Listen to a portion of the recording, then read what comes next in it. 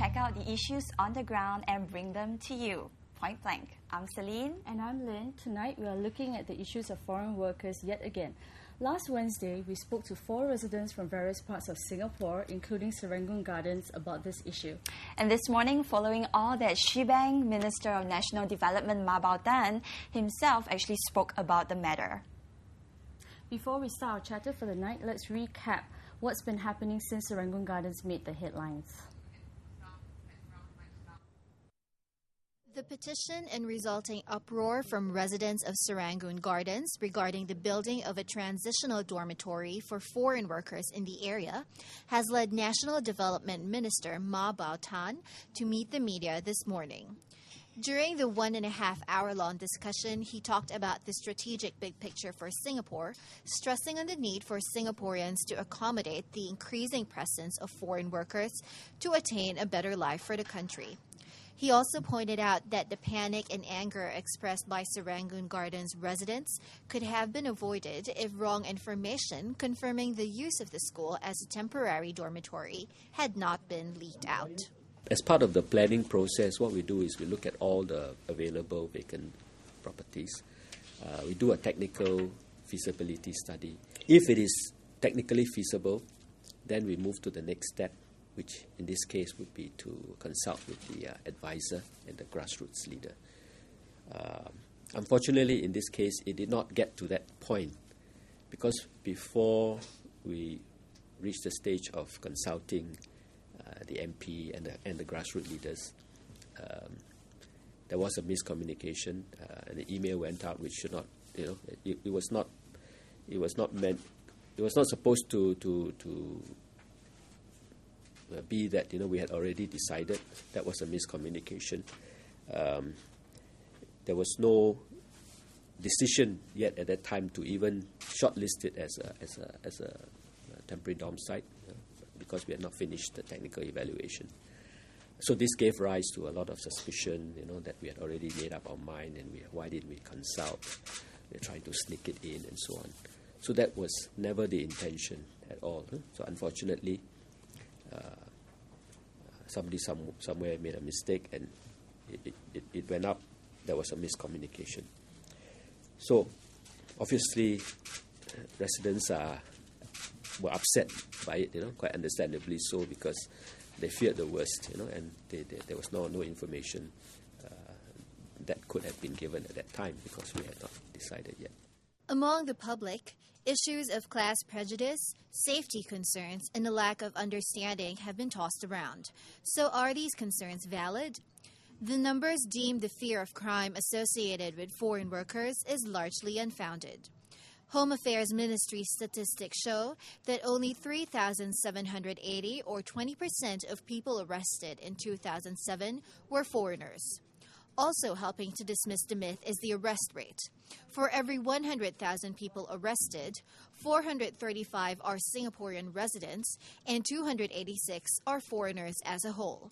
Among work permit holders, only 227 were construction workers. Nonetheless, Singaporeans did not fail to voice out their opinions on the web. We check out the Straits Times online forums where several people gave their 2 cents worth. Tam Lee Jing says, underlying the majority of their concerns is a desire to protect their way of life. Serangoon Gardens is almost unique. It is like a big backyard where families who have lived there for years play and meet. This way of life can accommodate a few foreign workers, but not 1,000. Betty Ho says, the main grasp for the Serangoon Gardens residents is the fear that their property values might depreciate. But if it is such a cozy estate where there is great interaction and harmony among its residents, I guess their fears are unfounded. It's not the first time that estate residents have griped about foreign worker housing complexes in their neighborhood. Jalan Kayu and Teban Garden residents have had to face the same obstacles in the past, and it seems that they have assimilated well with them so far, except for the occasional gripe. In Jalan Kayu, proactive residents launched the Jalan Kayu Rangers Community Safety and Security Project in December 2007 as a response to the complaints of rowdy behavior and littering around the neighborhood. The 40 selected rangers are a mix of residents and foreign workers patrolling the neighborhood on weekend evenings. Such an initiative is aimed at fostering closer relations between the foreign workers and residents. Foreign worker housing remains a double-edged issue. Amid negotiations between the relevant parties, one thing needs to be remembered, as emphasized by Ms. Stephanie Chok in the Straits Times Forum: work towards a fair and inclusive solution. We have with us tonight Mr. Terry Fong and Mr. Tan Kong Guan. Both of them are from the Jalan Kayu Neighborhood Committee. So, what do you think watching that background? Mr. Fong? Well, I can understand the resident sentiment point of view, because I'm also a resident in Jalan Kayu, and to bring, I should say, foreign worker to your home ground, so it is really some kind of a fear. Okay, Mr. Tan? Yeah, resident obviously, in the first instance, they will, because the foreign worker, the culture and is much different from us. So the resident is worried about whether we can somehow find to balance up. Yeah, but what do you think about those articles that we saw on the internet? What exactly does it mean to have a fair and inclusive solution? What do you think about that? Well, it's very difficult to, I should say, please everybody. It means how to be fair. But the most important point is that it's true that we really need these people around to help us.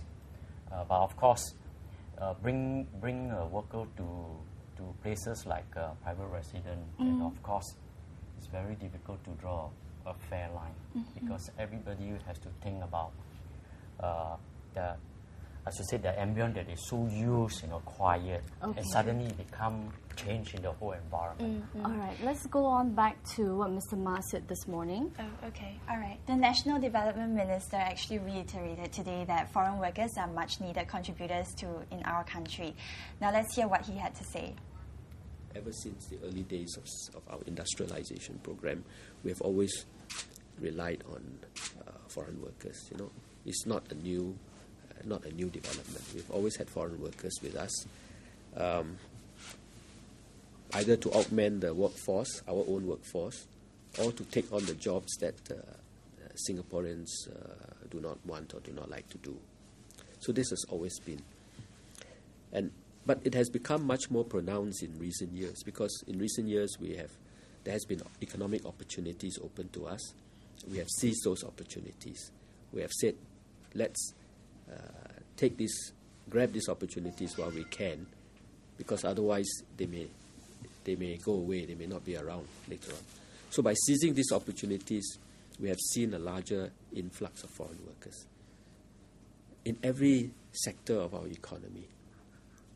So you have foreign workers in manufacturing, because they help us to become more competitive.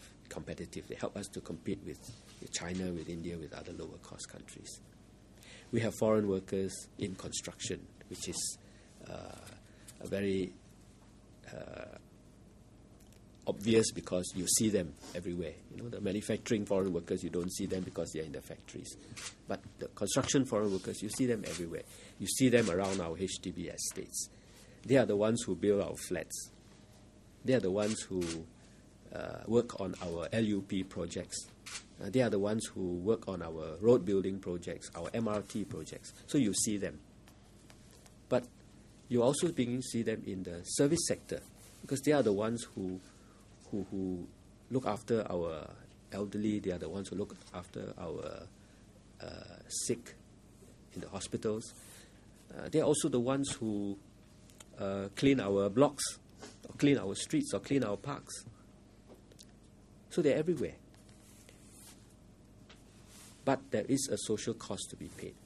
And I think that this social cost is beginning to be felt now, because a large number of foreign workers in our midst does have social repercussions, especially when these numbers become larger and larger in proportion to our own population.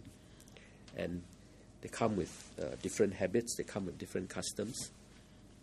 Some of them are unfamiliar with our own habits, our own way of life.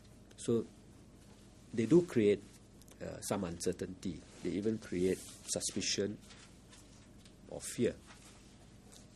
So this is the trade-off that we need to make, between having them here and contributing to our economy, helping us to create jobs, to create growth, helping us to lower costs, and on the other hand, they do create some disamenities.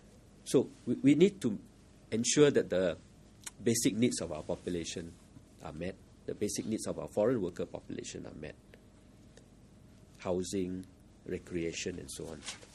But it's not possible, given the limited space that we have, to completely segregate the foreign worker population. We must expect to see them and share with them some of our common spaces, whether it is our shops, our markets, our parks, our transport facilities, shopping centres, and so on. Right? It is inevitable. So, Mr. Tan, you've lived in Jalan Kayu all your life and you have foreign workers moving in. So, listening to what Mr. Ma has to say, do you agree? Do you understand the importance of foreign workers in our economy? Have you always felt that way? Yeah, as a resident, I fully agree with what Mr. Ma said. Right? We have to bring in foreign workers to help us, to open our workforce, to build our nation. There's no doubt of it. But as Mr. Ma also pointed out, because of the different culture and so on, so how to make sure the residents can understand them and they understand us, then we can live together in the same areas. Yeah, what has your neighborhood done very quickly? I mean, what kind of programs have you put in place? Right, since foreign workers moved to Jalan Kayu, stay in Jalan Kayu 3 years ago, we have gone through the educational process. All right, the government agency and police and so on, MOM, NEA, we all came in together, sit down, discuss how to help each other out. Right? So to make the foreign worker understand our culture of living, also make our residents know why we need a foreign worker to be with us. And Mr. Tan, I have a question for you. I understand that you guys have been working very closely with other government agencies to help bridge the gap between the local population and the foreign workers. But what about it seems like you guys are just educating the foreign workers. What about the local population? Are you doing anything in particular targeting these people to help them understand our foreign workers' habits and customs and cultures, whatever? Well, at this point in time, we also, for instance, we organize our New Year's party and all this. We also invite foreign workers to take part. Correct, but I understand came in. So through the interaction, I think our residents will be somehow, they can understand them. And Mr. Fong, what views do you have to add on to what Mr. Tan has to say? He's right, because we are all in the community, and of course the main task is actually the resident sphere. So we got to really blend them together and to understand each other's culture. And also, they also feel very comfortable because they know that the community is around, and especially they are very happy to see a regular patrol by the police. Yeah. So this is one assurance we have done for the residents. Okay, can you give us an example of an interaction program? Did you take them out for the Mooncake Festival or give them mooncakes or something? If you say for the resident, I can say yes, because we organize what you call potluck celebration at least once a year. So we have already done a few years. So the residents do understand us very well. Okay. And also, as I said, since we have this a dormitory in our area, the operators also understand us well. Okay. I actually went down this afternoon to one of the dormitories in Jalan Kayu area, and I spoke to one of the managers, and he did mention that, you know, you guys actually do organize like the jogathon events also, whereby the foreign workers can take part together with the locals, the residents. Apparently the response wasn't all that good from the local residents. What do you have to say to that? I mean, merely just organizing the event is just part of the solution, but are you actually doing anything to pull these people into participation of such events? Okay, if you say response, depends on how you look at it, because not necessarily when you see response organized for dormitory workers, the turnout is bad. But firstly, you have to see what are the age group in the area. Okay. So if the event is interesting, you know, they will join us. But if the event is something that you got to wake up early in the morning and go and run, I mean, honestly speaking, I don't think I also got to have this discipline to do that too. Okay. What are the events then, if such events are like such a chore for people to wake up and take part in? That's why when we organize the event, we got to be also really think about how to, I should say, get the resident together. And I feel that the potluck is so far one of the very successful. We do it once a year. Okay. And also we are also limited with what we call space to organize, you know. In a private estate, we do not have big parks. Okay, all right. So this is one of the areas. It's just private estates, is it? Private housing. What about for the HDB as well? HDB residents? So far, I think in our should say jurisdiction, NCs means we take care of the private estates. Oh, okay. I see. Right. So do you know about how the residents within the HDB flats feel about, you know, like staying within such close proximity with foreign workers? Have you heard any feedback so far? Any feedback so far? No, everyone. Okay. Okay. I got no idea. As I said, we are in the NC, so we're dealing with all the private residents around. So we have very little interactions to understand their feelings. Okay. All right. We are going for a break now. We'll be back with more. Stay with us.